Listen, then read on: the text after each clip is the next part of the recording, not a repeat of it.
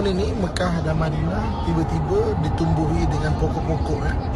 Jadi dan tanda akhir zaman bagaimana padang pasir boleh tumbuh pokok-pokok. يا شيخ هذا أول مرة ها؟ أول مرة والله لم يأتي مطر مثل هذه السنة وتكون الجبال كلها خضراء ما شاء الله. سوف تكون الجزيرة العربية بروج وأنهار. هذا آخر من علامات الساعة آخر الدنيا تكون الجزيرة العربية بروج وأنهار.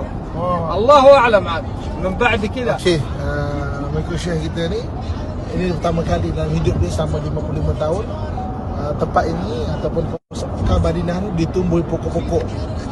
Dan di antara tanda akhir zaman di mana dunia ni sudah ada macam terbalik ataupun sudah macam tidak menentu musim ni. Ini antara kebesaran Allah Subhanahu wa taala.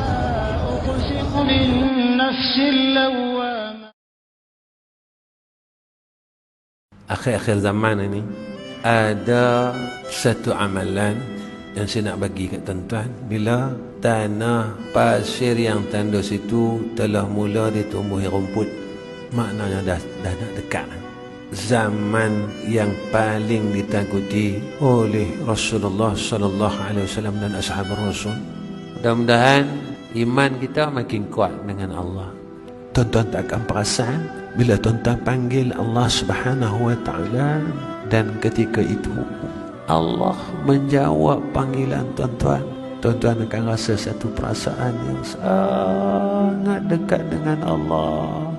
Masa tuan-tuan panggil ya Allah, tuan-tuan rasa sangat, rasa Allah duk jawab, ya hang panggil aku kah?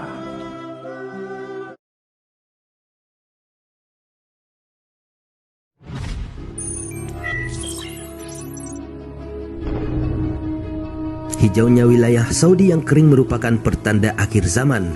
Rasulullah Sallallahu Alaihi Wasallam bersabda, tidak akan tiba hari kiamat hingga tanah Arab kembali hijau penuh dengan tumbuhan dan sungai. Hadis riwayat Muslim. Pemirsa Aksan, yang nampak jelas dari hadis tersebut bahwa negeri-negeri Arab akan dilimpahi dengan air yang banyak sehingga menjadi beberapa sungai. Tumbuh di atasnya berbagai macam tumbuhan sehingga menjadi padang rumput dan kebun-kebun beserta hutan-hutan. Bukti yang mendukung pendapat ini adalah munculnya di zaman ini sumber-sumber air bagaikan sungai dan tumbuh di atasnya berbagai macam-macam tanaman, dan akan terbukti segala hal yang dikabarkan oleh Rasulullah sallallahu alaihi wasallam 14 abad yang lalu.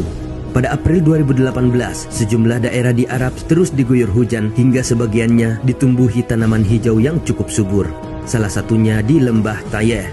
Lembah Tayeh di wilayah Asir Saudi telah disebutkan dalam tulisan puitis sejak hampir 1000 tahun lalu. Letaknya dekat pegunungan Sarawak bagian timur dan membentang sampai ke Laut Merah di barat.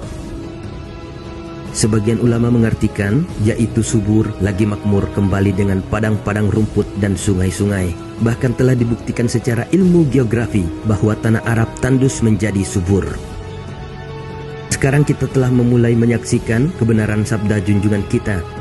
Kita banyak melihat tanah Arab yang dahulunya tandus dan kering kerontang sekarang telah mulai menghijau dan ditumbuhi rumput-rumput dan pepohonan kayu.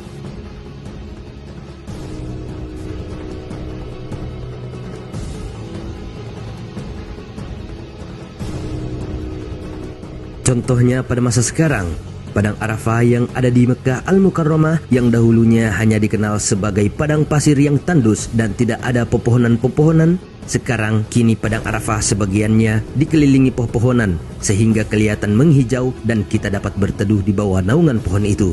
Bahkan suatu saat tidak hanya di Arafah, akan tetapi pada tempat lainnya suatu saat juga akan ada sungai-sungai yang mengalir. Sahabat Aksan, khusus badai salju yang melanda di tanah Arab, kawasan Timur Tengah, baik di Turki, Suriah, Yerusalem, Saudi Arabia, Palestina, Lebanon, Mesir, dan sekitarnya, terjadi pada tahun 2013 dan tahun-tahun berikutnya. Di Arab Saudi sendiri, salju terbanyak menimpa kawasan Tabuk, negara Saudi Arabia.